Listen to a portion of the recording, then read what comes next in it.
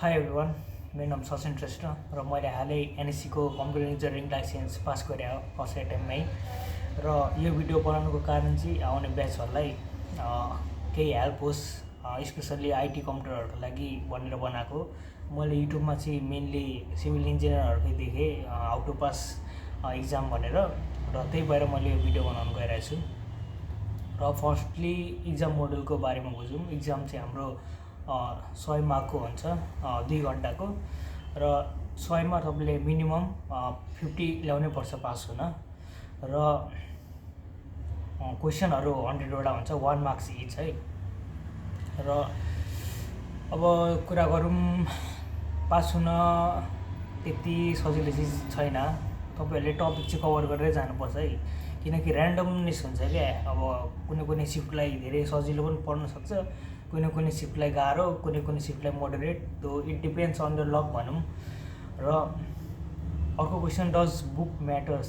Book चाहिँ खासै matter गर्दैन। मैले बुक बिनै पास गरे हो, किनभने मैले सिलेबसको टपिक चाहिँ हेरेर गएको थिएँ। तपाईँहरूलाई पनि म सजेस्ट गर्छु, अब एमसिक्यू मात्रै गरेर हुँदैन। तपाईँहरूले 1500, 3000, 4000 एमसिक्यू गरेर त्यहाँबाट एउटा पनि नपढ्न सक्छ, द्याट इज ट्रु है।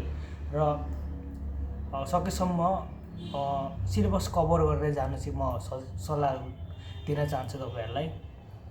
र इक्जामको हामी म लगायत मेरो 5जना साथी थिए, र हामी 5जना थियौँ, र 5जनामा 3जना पास भए, 2जना भएनन्। सो सिफ्ट अनुसार अब गाह्रो सजिलो पढ्न सक्छ है। र बुकबाट तिनीहरूले पढाएको थियो, बुकबाट 1-2वटा आयो, धेरै जस्तै आएन भने उनीहरूले पनि। सो बुक त्यति म्याटर गर्दैन, टपिक म्याटर गर्छ।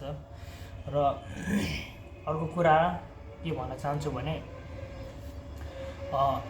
मेन टपिकहरू चाहिँ हुन्छ है। जस्तै अब यो च्याप्टरबाट मेनली आउने, द्याट इज ट्रु।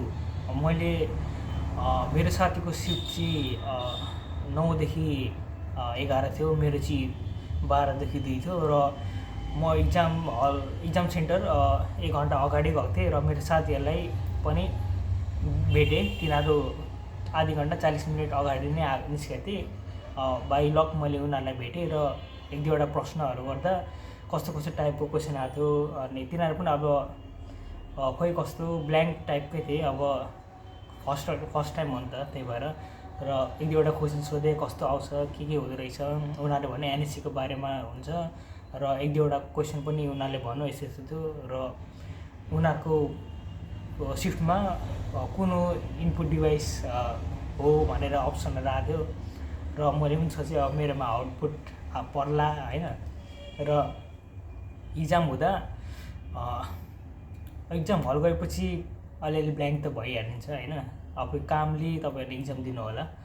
र टाइम लिमिट 2 घन्टा हो, तर तपाईँहरू छिटै सक्नुहुन्छ इक्जाम, किनकि त्यो टिक लाउने त हो। अब अलिकति क्वेसन पढेर टिक लाउने त त्यस्तै टाइम लाग्दैन। मैले पनि म 38 मिनट हुँदा म 95 नम्बरमा थिएँ, 100मा 95 थिएँ। सो 40-45 मिनटमा तपाईँले राम्ररी पढ्नु भएर गएको छ भने इट्स इजी, धेरै इजी। तर त्यो पनि अब डाउट त हुन्छ। अब 40 मिनटमै हाम्रो 100 मार्कको सक्यो भनेर अलि आफूलाई डाउट हुने रहेछ क्या। त्यही भएर तपाईँले कामली कुल्ली हरेक क्वेसनलाई 1.5 मिनट 2 मिनट लगाएर हेर्नु होला, हतार गर्नु पर्दैन तपाईँहरूले। र अघि क्वेसन त मेरो साथीको अगाडि सिफ्टमा इनपुट डिभाइस मैले सोचेँ आउटपुट पर्छ होला, म 95सम्म पुगिसकेको थिएँ, आउटपुट त भेट्दिनँ। सो ऱ्यान्डमनेस छ है। त्यो यसलाई यो पऱ्यो हुँदैन रहेछ, मलाई सोचेँ त्यही लाग्यो। अनि अर्को कुरा भन्नुपर्दा इम्पोर्टेन्ट च्याप्टरहरू चाहिँ छ है। जस्तै योबाट यो धेरै आउँथ्यो कम्प्युटरलाई छ। जस्तै मेन च्याप्टर भयो भने एउटा नेटवर्क भयो। नेटवर्कको भित्रबाट पनि ओएसआई मोडलको त्यो ट्रान्सपोर्ट लेयर र नेटवर्क लेयर चाहिँ तपाईँहरूले त्यहाँको भित्र सकेसम्म पढेर जानु, मेनली त्यहाँबाट आउँछ। मैले आफ्नो कलिग्सहरूलाई पनि सोधेको थिएँ एक सिफ्ट अगाडिकोलाई, तिनीहरू पनि त्यस्तै नेटवर्कहरूको बारेमा आएको र सेकेन्ड इम्पोर्टेन्ट चाहिँ डिएसए हो। डिएसए त इम्पोर्टेन्ट भइहाल्यो हामी कम्प्युटर इन्जिनियर आइटीहरूको लागि, डिएसएबाट पनि आउँछ। अनि थर्ड भयो भने C plus plus.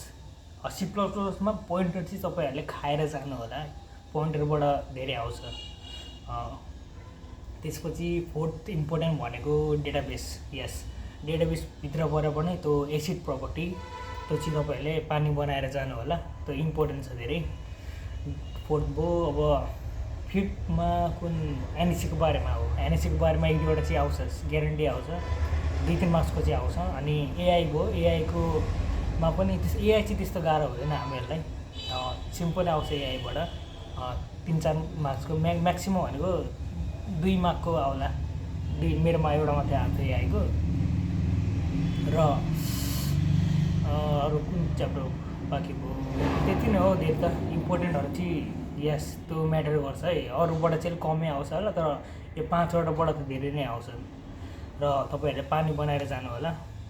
And lastly yes, please MCQ मात्रै गरेर नजानु होला, टपिक चाहिँ एटलिस्ट च्याट जिपिटीमा हाल्नु, टपिकको बारेमा बुझ्नु होला, त्यही भन्न चाहन्छु।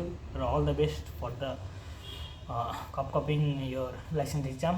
मेरो चाहिँ म चाहिँ 11th ब्याचको हो। मेरो इक्जाम चाहिँ पुस 26मा थियो र त्यति हो। Thank you.